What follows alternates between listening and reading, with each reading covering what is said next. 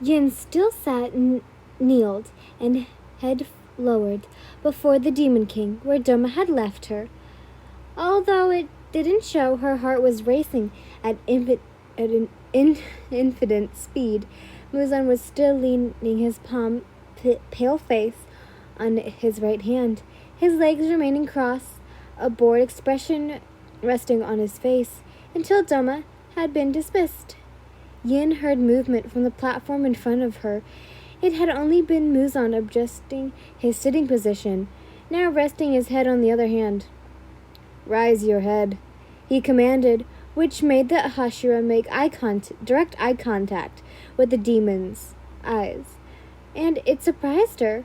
A smile simply rested on his face.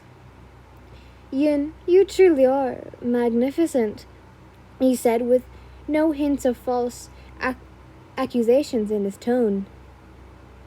I, I want you to be even more so. And there is, of course, only one way for you to never waste your talent, an unmistakable beauty," Muzan had continued, in the meanwhile analyzing her breathing and heartbeat, that has managed to slow down quite significantly. "Can you join me, would you?" he proposed, gesturing to the luxurious pillow next to him, as if leaving the girl a choice. She regretfully got up, the long kimono dragged behind her. Muzan's eyes followed every step she took. She then felt the suffocating aura around her. She took a deep breath to calm herself down before kneeling on the soft and red pillow, and was now facing him, his head tilted left to study the girl's features. Muzan was analyzing her pale expression, as well as her physical features, such as her hair coated with gems and golden pins. But it wasn't just her physique he studied. He admired her strength, solidity, and capacity for endurance. Truly, such strength mustn't be wasted by something as pathetic as death or old age. He then started. Muzan then took her left hand, making her almost gasp at the sudden cold of his delicate hand. He slid the kimono sleeve up, reopening the old wounds of the past. As he studied the swollen, black, and veined incision, he almost frowned. "An inscription?" he asked, making the girl suddenly yank her arm away and cover the infected inscription. "It's healing," the girl lied. She had been to countless doctors and recommendations from Shinobu, but none of them could diagnose this infection or how to treat it. Muzan took a slender finger and gently tilted her chin up slightly to ensure eye contact was maintained. "And even after our first encounter, you still lie?" he questioned, his tone seeming more curious than angered by her defense in telling the truth. Yin knew she had seen as if she were to submit to him, even if it meant costing her life. So, she immediately apologized for actions. She bowed her head. "Forgive me," she mumbled.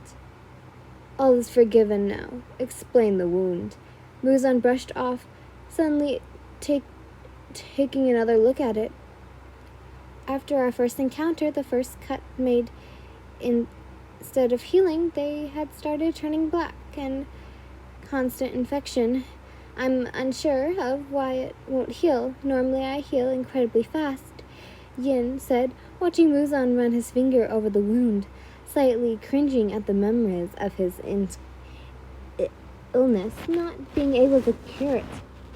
"You realize that I can aid you. You'd never be sick again," he started, "as your blood, of course. And your blood, of course, that would remain infinite, which is exactly what we need," he said, now making eye contact direct, not raising his head. "Yin, such power cannot be left with lit," Muzan said, before starting. "You truly have sparked my faith in reincarnation. There's something so familiar about you." he mentioned, making Yin want to frown and question, but not aggre- aggressive. Oh my God, I can't read. Abrogate the demon. Get rid of those weak Hashira. Affix yourself with me, and you'll truly understand the meaning of power, he simply proclaimed, hinting at his authority of command. He was asking her to become a demon? If it is what she has to do to get rid of him once and for all, then perhaps she might do exactly that. Yin found herself slightly shaking,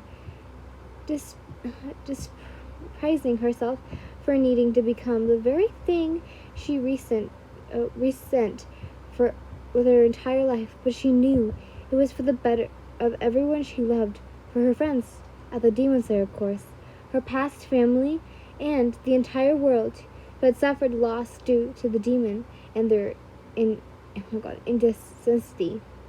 With a sturdy and shaky breath, she accepted and nodded her head in agreement. A smile pursed itself onto Kibutsuji's face. Very good, he said in a poisonous manner. He took hold of Yin's arm once again, noticed her eyes following his every movement. He dug his index finger in a nearby artery that was viable just above her wrist.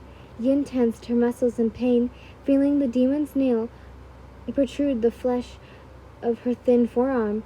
The flow of nausea sent over her before a feeling of agnari as she felt something being forced into her bloodstream. She was exerting an unreasonable amount of blood into her system. Muzan noticed the slight paleness that formed on the Hashira's face before she let out a scream in scarring pain. He faintly smiled, taking in a great pleasure at the curling view of the strongest member of the Demon Slayer course.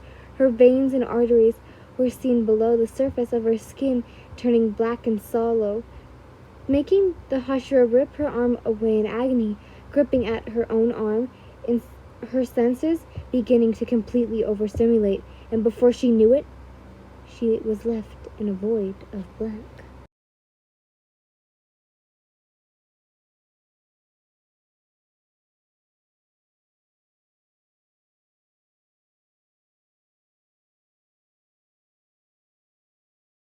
The halls and passageway and stairwells continually shifted to the sound of a biwa string beginning to tug. All the while the Hashira laid her head on the lap of the Demon King after she had lost consciousness.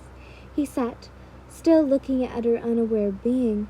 He admired how peaceful she looked. Now all that was left to do was to wait until she awoken, and the transformation had fully taken place. Then she would truly be magnificent.